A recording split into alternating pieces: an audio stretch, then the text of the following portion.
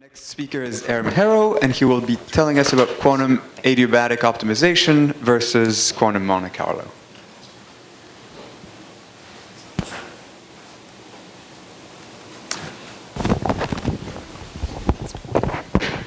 You hear me?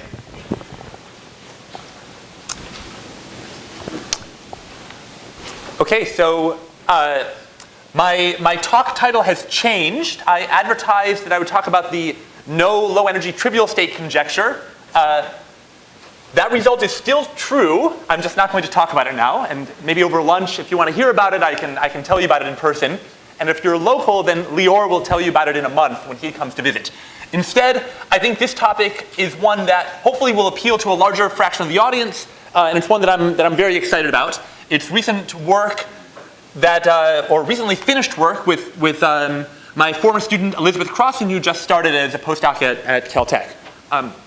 Actually, before I begin, I want to thank the organizers for putting on a really enjoyable conference.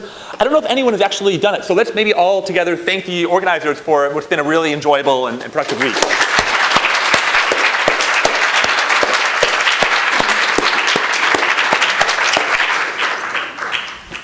Great, and now, now we give the last talk of the conference. I want to talk about an algorithm that's been around for a long time.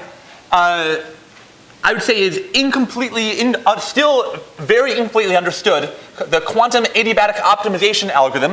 And I'm going to contrast it with something that's actually a classical algorithm, even though it has quantum in the name, which is quantum Monte Carlo.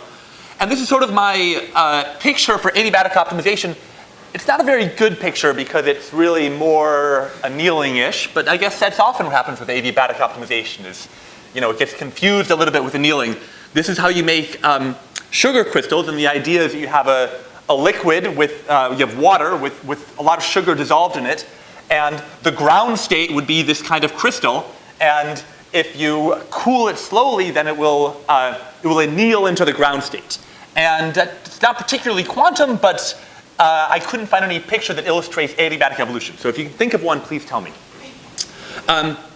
Okay, let me be a little bit more concrete instead of showing you rock candy. What do I mean by adiabatic optimization? So there are a lot of ways in which adiabatic evolution might be used in quantum computing. I'm going to talk specifically about the algorithm proposed by Farhi, Goldstone, Gutman, and Sipser about 15 years ago. They were actually not the only ones to propose it, but I'm going to focus on their proposal. And this is an algorithm for unstructured optimization, sort of a general purpose optimization algorithm analogous to classical algorithms like gradient descent, where you take any function and you want to minimize that function.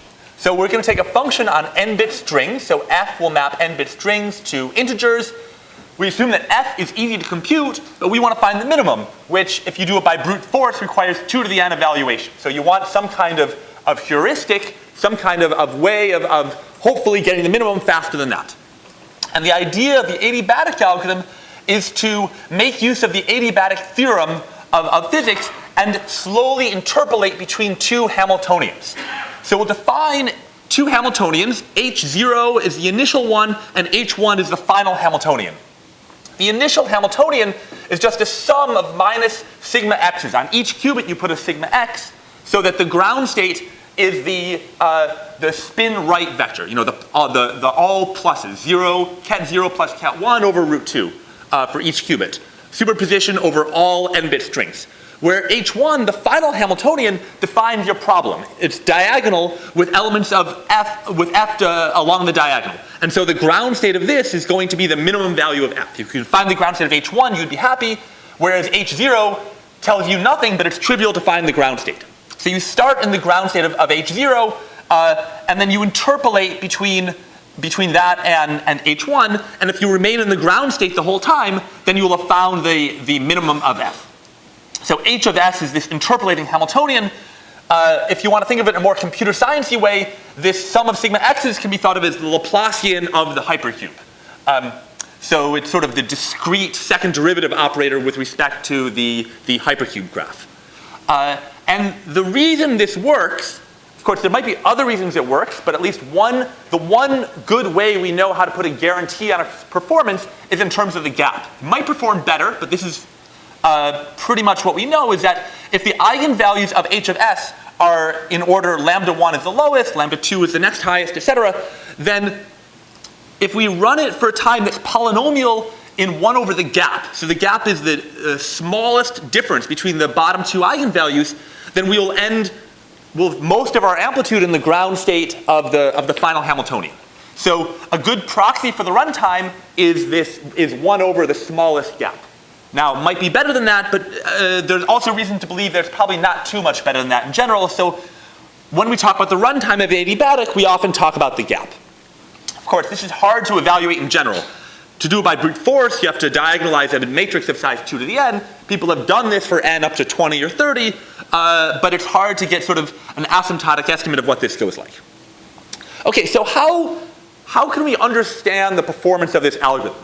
And this is something where, as a theorist, I've had to come to terms with the fact that there are actually many ways of getting knowledge about something, not all of which theoretical. And I would say there's sort of a spectrum of theoretical to empirical for evaluating it. On the very theoretical side, you can prove theorems like the one I just described. And actually, there's another theorem which I'll spend a lot of time talking about, which is that sometimes there's some problems which the adiabatic algorithm is exponentially faster than simulated annealing, which is a classical competitor, which I'll talk about in a minute. On the empirical side, you can just build some device that implements the adiabatic algorithm and see what happens. And then you get empirical answers about it. And you see, both of these have their flaws. The theorems we can only prove about toy models. So how do they apply to what we'll get in the real world? It's unclear. On the other hand, we can get scaling with n. So we can talk about exponential advantage. When we build it in the real world, maybe our implementation has flaws in it that make it not correspond to the actual idealized adiabatic algorithm. And we can't rule out that some classical algorithm would do better. All we can say is that quantum did well in this case, and maybe this one classical algorithm we tried didn't do well, but someone could come up with a better classical algorithm. And so it tells you kind of very specific things that may not generalize, whereas this tells you very general things that may not apply to a specific case. In between, we can try classical simulations. And all of these give us some level of knowledge.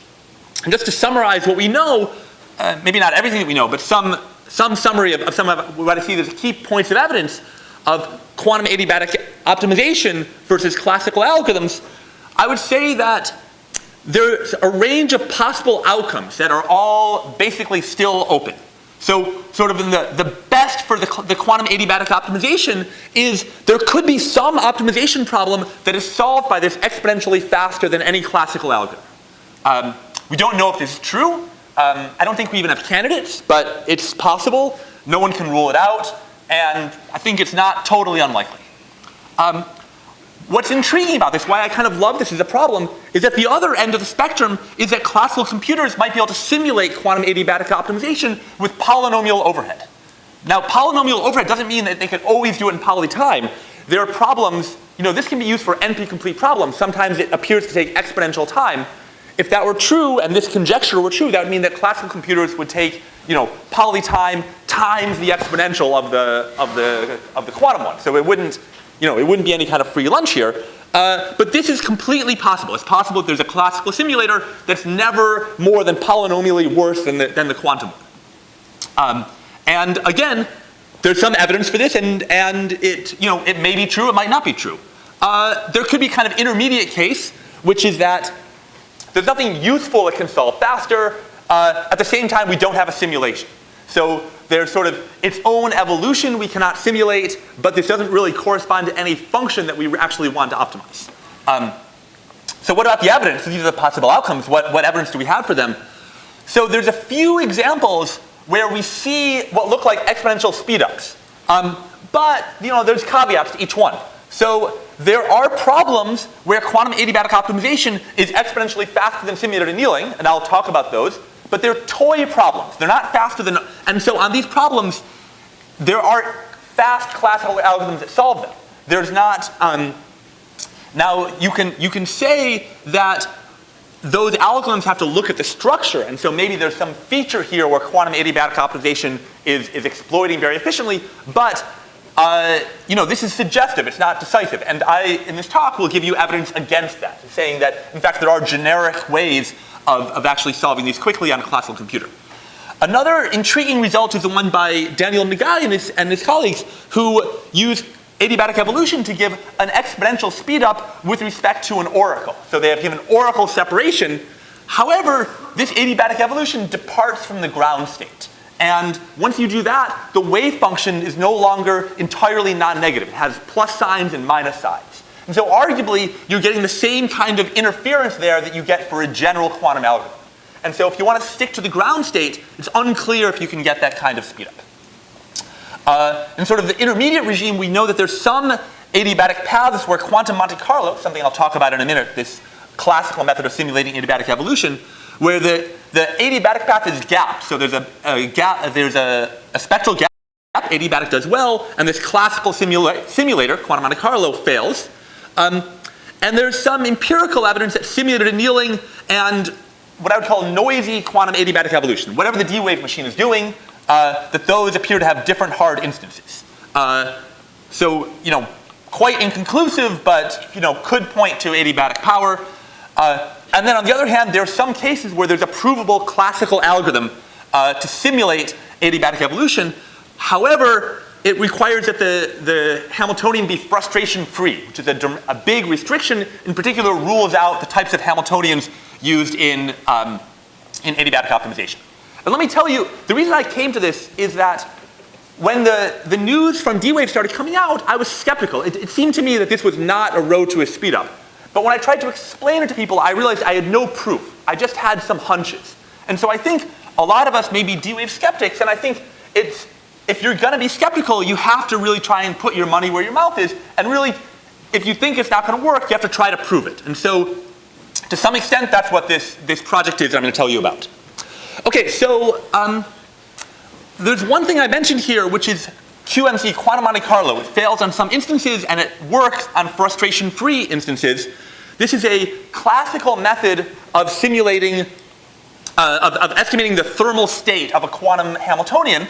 And mentioned it's quantum Monte Carlo. The name was invented before quantum computers, and it's actually a classical algorithm. And it doesn't simulate all Hamiltonians. It works for these what are called stochastic Hamiltonians, which means they're quantum, but they have some kind of stochastic-like aspect to them. The condition is that stochastic means that the off-diagonals are real and non-positive. And the reason for this is that when you have something of this form, e to the minus beta h can be expanded as a sum of non-negative things. And so this means that you can estimate features of it using classical sampling. You don't never have to combine positive and negative numbers and get the sort of interference effects that you attribute to quantum computers. You're adding up only a bunch of non-negative numbers. So people do quantum Monte Carlo when there is a sign problem. I'm not excluding that, but it's considered to be easier when there's no sign problem. These are also called sign problem-free Hamiltonians. And also, just because there's no sign problem doesn't mean you're home free, as I'll talk about in a bit. Okay, so how does it work? As I said, e to the minus beta h is entry-wise non-negative, and it's a sum of things that are entry-wise non-negative. And if beta is large enough, then this is basically the ground state. And so estimating things about e to the minus beta h is telling you about the ground state. And the way this works is it adds, I'll talk more about it in a minute, but basically it maps a quantum model in some number of dimensions to a classical model in one extra dimension. E to the minus beta h you can think of as some kind of path integral in imaginary time, and this imaginary time becomes effectively an extra dimension. I'll make that more concrete in a minute, but that's sort of the intuition behind it. So now that you've mapped a quantum model to a classical model, and you can show the partition functions are roughly the same, you still have to estimate the classical partition function. This is not always easy. It includes some NP hard things.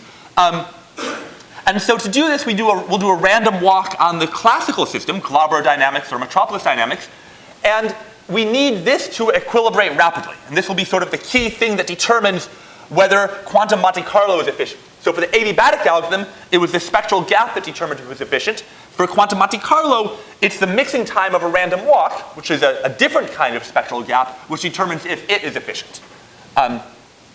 And so this is Right, so this is sort of, I would view as a key competitor to the adiabatic algorithm. Previously, people had compared adiabatic evolution to simulated annealing. And this is an old heuristic which is meant to mimic how we make the rock candy. The idea is you have a state x, you repeatedly choose a random neighbor, and move y, and you move from x to y with some probability. If f is lower at y, always go for it, because you want to minimize. If f is higher, then you go with some probability, and that depends on your temperature parameter t. If the temperature is high, you don't mind going up to higher values of f. If the temperature is low, then you reject it with relatively high probability. And this is the formula for doing it. The stationary distribution is the Gibbs distribution, and it has has very good performance on many problems in practice. There's a lot of, it doesn't always work, but it's widely used. However, there's some problems where adiabatic optimization is exponentially better than this heuristic. I guess the other reason to study it is that adiabatic optimization has kind of an annealing feel to it. The off-diagonal terms kind of look like local jumps. It, in some ways, looks like a quantum version of this, so it's a natural thing to compare with. And in, I think I left off the site, in this 2002 paper by Farhi, Gutman, and Goldstone, they showed two problems where adiabatic evolution does much better. So one of them is where energy is a function of Hamming weight, and there's this spike which you can't tunnel through. And another one is called the bush of implications. So in this one, if you have n bits, you have an implies clause from z1 to all of the others, z2 through zn. This means that if this is equal to 1, then the others should also be 1. And you also bias it slightly so that this prefers to be 1. So the unique ground state is the all ones, but if this is 0, you have an enormous number of local minima. So in this case, it turns out that quantum Monte Carlo also fails. So I'm going to give an example where quantum Monte Carlo does as well as adiabatic optimization. This is not one of them. However, we will show that for this other example, the spike, quantum Monte Carlo does succeed. And so you can view this as sort of, these are toy problems. You can solve them directly using simple classical algorithms, but they're meant to sort of highlight some features at which adiabatic is believed to do well. Here, there's some kind of symmetry that adiabatic takes advantage of, which the classical algorithms fail to recognize.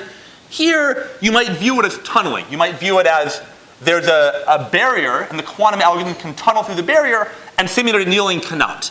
And so our main result is that quantum Monte Carlo succeeds here, and that's suggestive that in general it does well on tunneling problems. In fact, you can generalize this to a slightly broader class of tunneling problems, which maybe I won't describe here, but I'll focus in this talk on this special case. So these are trying to speak to the general question of what problem features are good or bad for adiabatic evolution relative to the various classical competitors, and you can try and evaluate this empirically, or you can try and prove theorems, and I'm going to tell you about basically what theorems we can prove about this. So let me talk more specifically about this objective function, which I call the spike. The way it works is the objective function is equal to the Hamming weight of your string plus a penalty of some height, n to the alpha, at position n over 4. And so simulated annealing will start, when you start at high temperature, your Hamming weight's around n over 2. As the temperature lowers, you'll kind of slide down this hill, and then when you get to the spike, there'll be an energy penalty for stepping on it, which will mean that you'll be exponentially unlikely to want to step on the spike. The probability of stepping on the spike will be exponentially small in n to the alpha divided by temperature. So you'll only be willing to step on the spike if your temperature is very large, scaling like n to the alpha. But if your temperature was that large, you never would have left n over 2. You would have just been, that's like such high temperature that you'll basically bounce around uniformly on all strings. You'll never get down to Hamming weight n over 4. So roughly speaking, that's why simulated annealing fails here, whereas the adiabatic algorithm, the gap is basically not affected if the spike is not too high. If alpha is less than 1/2, your wave function is sort of delocalized. It's spread out over root n Hamming weight. And so the fraction of your wave function that even sees the spike is very small. It's less than a 1 over root n fraction.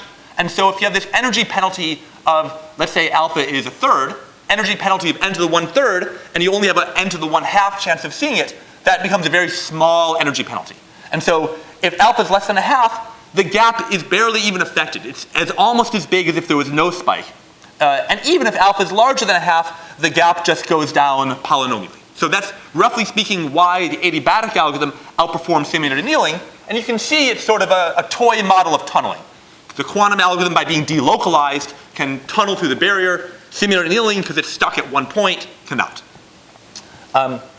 So that is the sort of existing work. What I want to tell you about is what quantum Monte Carlo is and why it works here. So quantum Monte Carlo, as I said, is a way of turning a quantum partition function into a classical one. And maybe I didn't have to do this, but the way I want to explain it is with a slide full of equations. But I promise it's not that bad. So the quantum partition function is trace e to the minus beta h. And what you can write that by taking e to the minus beta h over L to the Lth power, where L is something large. And then you can insert a complete set of states in between, Z1 through ZL. So Z1 through ZL are each n-bit strings. And now your quantum partition function is a sum over a bunch of n-bit strings with some, and you multiply some function of those strings together. And this function you can think of as a classical Hamiltonian. It just assigns some energy to each configuration of bits.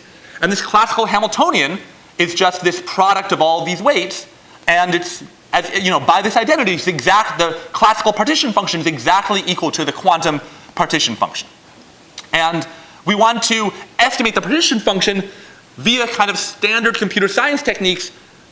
Estimating the partition function is roughly equivalent to sampling from the resulting Gibbs distribution. Something sort of classic, I don't want to go into too much, but if you can do one, you can pretty much do the other.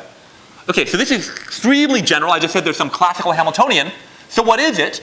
So the Hamiltonian looks like the matrix elements of e to the minus beta h over L. And the reason we use L is if L is really big, beta h over L is really small. So this exponential is very close to the identity, and we can expand things out to first order. And so if the h is equal to hd as a diagonal part, and ho is an off-diagonal part, we can basically write it, we can separate out these terms, and the mistakes we'll make in doing so are second order in L, so they can be neglected. And what this corresponds to is, this is some diagonal term that's like some energy as a function of z sub I, and the off-diagonal term is mostly identity. So you prefer to have zi equal to zi plus 1, and then there's a small amount of weight for letting zi plus 1 be a little bit different from zi. So as a concrete example, if we have a transverse Ising model, so you have a coupling between neighbors, between I and I plus 1, you have a zi plus 1 term, and then you have a sum of sigma x terms, then, so let's say here you have 4 quantum spins. What you do is you get L copies. So that's what happened here, right? You have Z1 through ZL, so you have L 4-bit strings. And there's a coupling between each one of these rows. And what it looks like is there are vertical bonds and horizontal bonds. The vertical bonds correspond to these off-diagonal parts, the sigma x's. And like I said, it's close to identity. So this bit really wants to equal that bit, but with weight 1 over L, they can have a flip. And so that corresponds to a ferromagnetic bond. They want to agree. That's quite strong. The strength of this bond should be like log L, because the disagree probability should be like 1 over L. So this bit really wants to equal that one. And then the diagonal part contributes to horizontal bonds. And you see it's basically the original Hamiltonian, the diagonal part, divided by L. So that's why these are dashed lines. They're these very weak interactions along the diagonal. So you have these attenuated interactions along the diagonal and very strong, along the horizontal bonds, and strong interactions in the vertical bonds. In the limit, if these vertical bonds were perfectly, were infinitely strong, then this entire column would be all 0 or all 1. And then the fact that you were dividing each horizontal by 1 over L means you would just have, that would get multiplied by L and you recover the original energy. And so that's why, that should be a sort of a plausibility check, that this is not so far from the original Hamiltonian. And what all these approximations mean is that if you can sample from this classical Ising model, you can recover information about the quantum system. Okay, so that's the general mapping. And all of that is so far pretty standard. I'll say a few more things which are standard, which is, okay, now you have to estimate the classical partition function. So you have to generate samples from the classical Gibbs distribution. And this part, while the operation is standard, the analysis is not. And this might be polytime, it might be exponential. There are classical systems where it takes exponential time because they correspond to solving NP-hard problems or for some other reason. So here, it sometimes works, sometimes doesn't, but at least what you do is standard. And then, if you can sample, you can turn that into counting using a method which is non-trivial. I don't want to talk about it because, it's not original to us and we just sort of use it. But believe me for now that if you can sample, you can count and vice versa. There are many, many variants. People do this a lot in practice. One thing you can do is instead of updating one bit at a time, you can update an entire line at a time, an entire vertical line. You can sort of resample the whole thing, conditioned on neighbors. That's maybe a bit more efficient. You can even take the limit as L goes to infinity, and these jumps can be sort of continuously distributed. There are many variants, practical variants that we don't analyze, but the version we do, I think, captures the essence of it. And so everything here is standard except we don't know how quickly you can sample. So as I said before, you have to estimate the mixing time, or equivalently the spectral gap, of a classical Markov chain. And what does this Markov chain look like? So you have these configurations. These are basically n by L rectangles full of bits. And you flip one bit at a time. So each vertex in this graph is a configuration. Each edge lets you flip one bit. So you have this enormous graph, and you're sort of making local moves on it. And the weight of one vertex is given by these two terms. There's the average energy, so you take each slice here, this is Z1, Z2, etc., evaluate the energy of these and divide by L, and then you also have this penalty for each jump. Every time you have a jump, you have this factor of roughly 1 over L. So that's the Markov chain, here's the graph, here are the weights, and now you want to know, is this rapidly mixing? If I sort of move randomly on this, doing Glauber or Metropolis dynamics, will I equilibrate? And so here are our results. First, we show that the answer is yes for a 1D Hamiltonian. So I was focusing on adiabatic optimization, but of course, you want to do these things for real condensed matter systems also. And so we analyze, for the first time, we show that this works for 1D Hamiltonians. Now, there are other algorithms for finding the ground state energy of 1D Hamiltonians, like the one by Vidic, Vazirani, and Landau, maybe. There are other ones that achieve similar or even better runtime. However, this, we hope, it will be valuable because it's analyzing an actual practical algorithm that people use, which previously had no theoretical guarantees. And so we give for the first time a guarantee that this thing works. We sort of view this as kind of like what people did with linear programming, right? People used it for 50 years before it was proved to work. And they were using it without needing to know this proof that it worked. And so it's an embarrassment of theory that we have to catch up to practitioners. So that's what we're doing here. Yeah? Are you studying the wave from phase transitions, or are you actually fighting critical slowdown somehow? So the question was about phase transitions, where the gap becomes very small, and we dodge that by saying that our runtime is exponential in beta. So even if the gap is very small, we only simulate it for constant beta. And so you will get a thermal state which will basically not see the ground state very well. That's a limitation. We should be able to reduce it to poly and n and beta, but I don't see no reason why we couldn't, but our analysis does not go that far.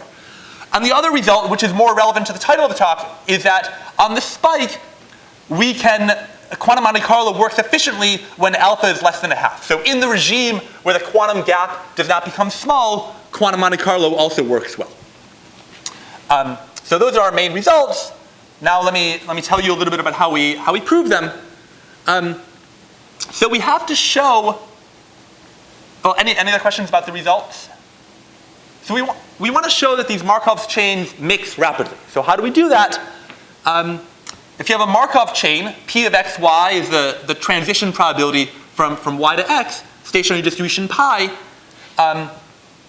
then there's a few different ways of saying that it mixes rapidly. So one of them is that the top two eigenvalues have a non-negligible gap between them. Another one is called the conductance bound. And what that means is, let's say this purple thing is your stationary distribution, it means if you try to cut it anywhere, then there will be a lot of movement across that cut at stationarity. So Q is basically, if I sample from a point at the stationary distribution and then take one step according to my walk, I get a joint distribution on two vertices. This says that a sample from Q has a good chance of crossing any cut. So that's conductance. Another method is called the canonical path method. And what it says is, take every pair of vertices and draw a path between them. And then look, so here you see they've all kind of go through the same edge. Look at any edge and ask how overloaded it gets. And overloaded means that the amount of flow going through it is a large multiple of the flow that goes through it with respect to the distribution Q. In other words, at stationarity, if you have to take a sample from the stationary distribution and take one step, that's Q. That is sort of the capacity of an edge in this canonical path picture.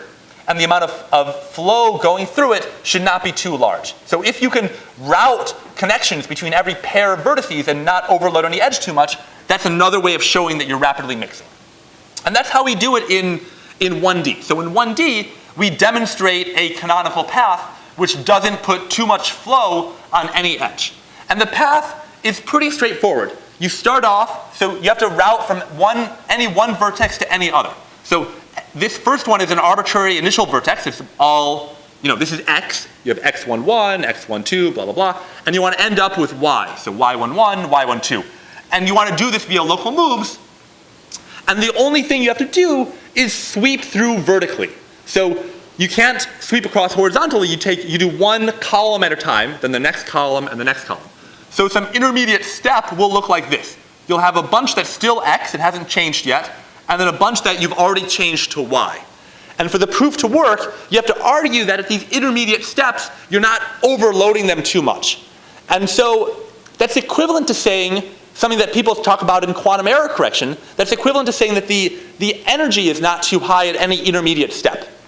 Remember that the probability of the weight of an edge goes down exponentially with the energy. So if you started at something of low energy and went to something else of low energy, and in the middle you were very high energy, then that would mean that you have a lot of weight, a lot of probability mass that you have to route, but you've done it via an edge of very low capacity. So basically avoiding that is how you show that this works. And so you have to argue these intermediate points do not have energy that's too much higher. But how high can it be? The horizontal slices look kind of like averages of some of the x energy and some of the y energy. So that can't be too far out of step with what you've seen already. And then you introduce, at the break point, you introduce a new jump. And the jumps are weighted by 1 over L. But as long as it's only a constant number of jumps, then you haven't reduced the weight by too much. And so that's why we have to do the vertical lines. If we went horizontally, we would introduce a ton of jumps, and that wouldn't work. Here also, it's crucial that the Hamiltonian be 1D, because the energy of one of these slices, you have this boundary between x's and y's, and the only terms where you could have higher energy are on the boundaries. So if this were in 2D, the boundary is growing with the size of the region, that wouldn't work. You'd need a more careful argument. However, in 1D, we can show that this works. So this is, I would say, the easier of the proofs, but still it's nice to know that it works. Something that was much harder, at least for us to do, maybe there's an easy way, harder for us, was to show that quantum Monte Carlo works on the spike. So remember, here's the energy function. It's the Hamming weight of z plus an n to the alpha penalty if the Hamming weight's exactly n over 4. Here's the diagram. As I said before, if alpha is less than a half, the gap is almost 1. And if alpha is greater than a half, then it goes down polynomially with n. And we'll show that it works in this first regime, when the adiabatic algorithm still sees a nearly constant gap. And our method will be to say that this behaves almost like the Hamiltonian without a spike. So E prime is your energy with a spike. E is your energy without the spike. And this is super simple. It's just the Hamming weight. This is not even interacting. This is just n independent spins, each with a sigma x and a sigma z term. So completely easy to solve. And the classical version, when you do quantum Monte Carlo, you get n decoupled 1D Ising models, each with L spins. So we can exactly figure out the distribution of this. And then the modified distribution is this decoupled one times some kind of penalty for the spike, right? You exponentially suppress spending a lot of time sitting on the spike. So let's define the spike time to be the amount of time that a configuration spends on the spike, and we'll normalize it, divide it by L, so it's always between 0 and 1. So this is something that in the theory of Markov chains people have called local time. It just means how much time do you sit on any one vertex. And the Hamming weights here follow a random walk. At least when there's no spike, they're just sort of randomly kind of going up and down. Most of the time they sit still. Most of the time one layer wants to agree with the next one. And they have this kind of mean that they sit on. So there's, depending on where you are in the adiabatic path, S, you have this mean mu of S, and you prefer to have Hamming weight that's roughly n times mu of S. So the Hamming weights sort of have this mean, and then they fluctuate around it with these root n fluctuations. And there's a theorem saying that spike time is distributed as the absolute value of a Gaussian with mean 1 over root n.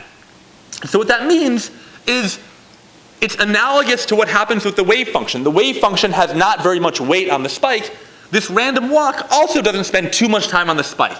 So the fraction of time you spend on the spike is usually much less than 1. So for most canonical paths, the path should mostly not go through the bad region. It should mostly not spend too much time on the spike. And what that means is that basically you can get the old canonical path proof to go through. Canonical paths require that all vertices get routed to each other well. Here we say that most vertices have a good routing to each other. And so this means that there's a large subspace where we have rapid mixing. And so this still allows a possibility that there's some points that don't rapidly mix, but most of them you will not, most of the points will not encounter this. And so we do something that we call adiabatic quantum Monte Carlo. We do quantum Monte Carlo where we adiabatically change the parameter. Start in the easy case, and then slowly change S from 0 to 1 while always running Glauber dynamics. And if you start in the uniform distribution and keep doing this, you'll always stay close to the uniform distribution, which means that these bad points with too much time on the spike, you'll be unlikely to ever encounter. And so you have this sort of leakage into the bad subspace, which is, you can show doesn't ever happen very much, and so in poly time, you're likely to get to the final answer. And in fact, you can even show that the amount of time shouldn't be much worse than it would be without the spike. So this is a pretty specific thing, but we investigated it because we were trying to understand a larger question about the power of adiabatic optimization. And so I'd say the two big questions are, what is the power of quantum adiabatic optimization relative to classical algorithms? And what is the power of this new type of quantum Monte Carlo, of adiabatic quantum Monte Carlo? People have done it before where you slowly change temperature, but I think it's promising to change other parameters as well. We've sort of spoken to one type of speedup. I would say this argues that a tunneling type speedup is unlikely for quantum adiabatic optimization. So if you believe in the power of quantum adiabatic optimization, you should find other types of speedups, preferably provable, but even a toy model with a good story would be good, because then we can try to attack it with classical algorithms and go back and forth. We would also, in practice, people run quantum Monte Carlo for systems of 2 or more dimensions. There should be more ways to prove that it works in that case, and we would like to do that. We would also like to address your question about the critical systems by reducing the beta dependence to polynomial in beta instead of exponential. And finally, there's still sort of this race between quantum adiabatic evolution and its classical simulators. So when the spike height is larger than n to the 1/2, we think our algorithm should still work, just the proof will become harder. So, but maybe it won't. Maybe this will be an area where adiabatic evolution will succeed. And then also there's this intriguing paper by Hastings and Friedman which defeats many classes of quantum Monte Carlo. So by constructing these topological obstructions. Basically, quantum Monte Carlo has this kind of line in imaginary time, and actually it's usually a loop. It sort of loops around to itself. And so if there's something like a winding number, it'll be hard for that to change. This could be turned into perhaps a speed up for the adiabatic algorithm, or quantum Monte Carlo could be improved to address it. And I think I love that challenge because it's something where we don't know the answer. Sometimes we strongly believe one answer and we're trying to prove it. Here I really don't know which one I expect to succeed. And so I hope that some of you will make progress in one direction or the other of either proving that adiabatic does well or that it doesn't. I think there's a lot of room for progress. Okay, thanks for your attention.